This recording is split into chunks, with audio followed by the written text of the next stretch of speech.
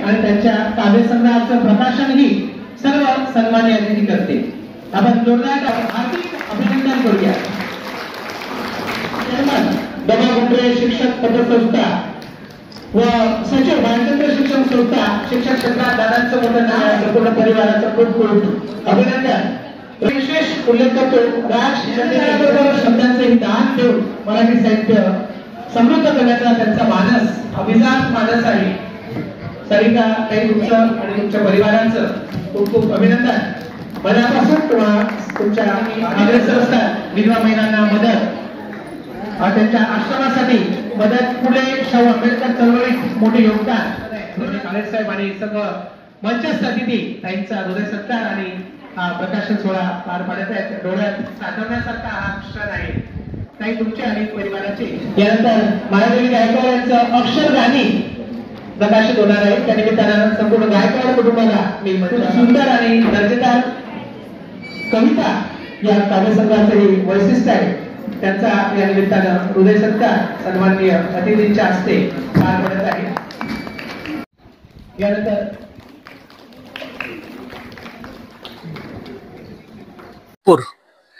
या संस्थेद्वारा आज गौरव अभिजात मराठी 2025 आणि राज्यस्तरीय कविता गायन स्पर्धा आणि तब्बल 22 पुस्तकांचा प्रकाशन सोहळा या ठिकाणी छत्रपती संभाजीनगर येथे पार पडला। या सोहळ्याच्या अध्यक्षस्थान इथे संभाजीनगरचे स्थानिक आमदार माननीय काळे साहेब हे होते। तर या सोहळ्यासाठी डॉक्टर पद्माताई जाकुरे जाधव या कार्यक्रमाचे उद्घाटक होते। आजच्या या कार्यक्रमामागे मराठीचे शिलेदार समूह बहुउद्देशीय संस्था नागपूरचे संस्थापक अध्यक्ष राहुल सर यांची मुख्य भूमिका म्हणजे मराठी भाषेचं सक्षमीकरण आणि माय मराठीला अभिजात दर्जा जो नुकताच प्राप्त झालेला आहे त्या अनुषंगाने तमाम महाराष्ट्रातल्या अनेक कवी कवयित्रींचा गौरव आणि या मराठी भाषेचं जेवढं कौतुक करता येईल तेवढं कौतुक करून अनेक लोकांना या कार्यक्रमाच्या निमित्तानं पुरस्कार देण्यात आले आणि या ठिकाणी अनेक असे मान्यवर उपस्थित होते, त्यामुळे या कार्यक्रमाची शोभा वाढली। दुसऱ्या सत्रात कवी कवयित्रींचं काव्य वाचन स्पर्धा या ठिकाणी पार पडणार आहे। नागपूरहून इथे ऍडमिशन घेण्याचं कारण ही संस्था गेल्या 10 वर्षापासून भाषा सक्षमीकरणाचं काम करते। दरवर्षी कधी लातूर असेल, बुलढाणा असेल, नेवासा असेल, छत्रपती संभाजीनगरला याच्या आधी एक कार्यक्रम झाला असेल, संपूर्ण महाराष्ट्रातल्या कानाकोपऱ्यातल्या मराठी लोकांना एकत्र करणं आणि भाषा सक्षमीकरणाचा हा जो यज्ञ आहे हा सतत चालू ठेवणं हा सरांचा मुख्य उद्देश आहे। त्या निमित्ताने आजच्या कार्यक्रमाचं आयोजन संभाजीनगरच्या टीमने केलेलं होतं। मी सविता पाटील ठाकरे, कोषाध्यक्ष मराठी शिलेदार बहुउद्देशीय संस्था नागपूर। या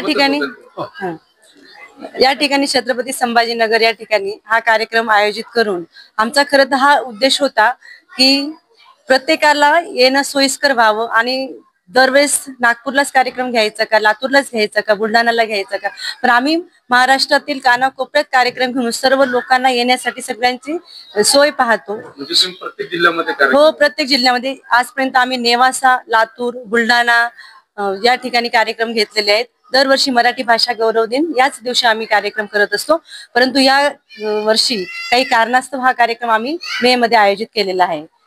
अतिशय सुंदररित्या या कार्यक्रमाचं आम्ही आयोजन केलेलं होतं। जवळपास 22 काव्यसंग्रहांचं प्रकाशन या ठिकाणी झालेलं आहे। तसंच बऱ्याच कवी कवयित्रींना सन्मान पण दिलेला आहे, पुरस्कार पण दिलेला आहे आणि द्वितीय सत्रामध्ये राज्यस्तरीय काव्य वाचन स्पर्धेचं या ठिकाणी आम्ही आयोजन केलेलं आहे। आणि त्यासाठी जे काही प्रथम, द्वितीय आणि तृतीय आणि 10 उत्तेजनार्थक जे बक्षीस आहेत ते आम्ही या ठिकाणी ठेवलेले आहे। प्रथम 5,000 रुपये, द्वितीय 3,000 रुपये आणि तृतीय 2,000 रुपयाचं आणि 10 उत्तेजनार्थक बक्षीस देऊन त्यांचा जो उत्साह आहे तो उत्साह आम्ही या ठिकाणी वाढवणार आहोत। थँक्यू। गायकवाड होकाळ मराठीचे शिलेदार समूहाचे एक सदस्य आहे। आज या ठिकाणी मराठीचे शिलेदार समूह नागपूर यांच्याद्वारे आज या ठिकाणी 22 पुस्तकाचं प्रकाशन होत आहे। त्याचबरोबर कवी कवयित्रीचा सत्कार आणि सन्मान या ठिकाणी झालेला आहे। त्याचबरोबर उत्कृष्ट असं काव्य वाचन या ठिकाणी होणार आहे आणि त्यापैकी एक माझं म्हणजे अक्षरगाणी नावाचं काव्य बाल काव्य पुस्तिका या ठिकाणी प्रकाशित झालेली आहे। याच्यासाठी मला आदरणीय राहुल पाटील, प्रशांतजी सर आणि सविताताई ठाकरे ह्या ज्या आमच्या शिलेदार समूहाचे समीक्षक प्रकाशक आहेत यांचं खूप मार्गदर्शन मला लाभलं।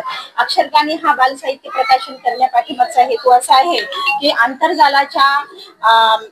आंतरजाळामध्ये अडकलेली आमची आई, लहान मुलांना वेळ द्यायला तिला वेळ नाहीये, घरात संवाद मुका झालेला आहे आणि मुक्या झालेल्या संवादामध्ये मोबाईलचं दगड त्यांच्या हातात आल्यामुळे पुढे रडत बसण्यापेक्षा की माझं मूल माझं ऐकत नाही आहे, मी आता काय करू हे म्हणण्यापेक्षा मुलाला निर्माण करणे, पशु पक्षी झाडवे याच्याशी लळा लावणे, घरातले फेटेवाले आजोबा असतील, आजीचा बटवा असेल आणि पाळीव प्राणी असेल, पशु पक्षी वृक्षवल्ली असेल, कोरडी झालेली नदी आहे, या सर्वांचं दुःख आणि या सर्वांना बोलत करण्यासाठी मी आईला आणि बालकाला या ठिकाणी प्रोत्साहित करत आहे। आणि हे करत असताना आम्हाला असं वाटतं की प्रत्येक जणाला वाटतं ही माझीच कविता आहे।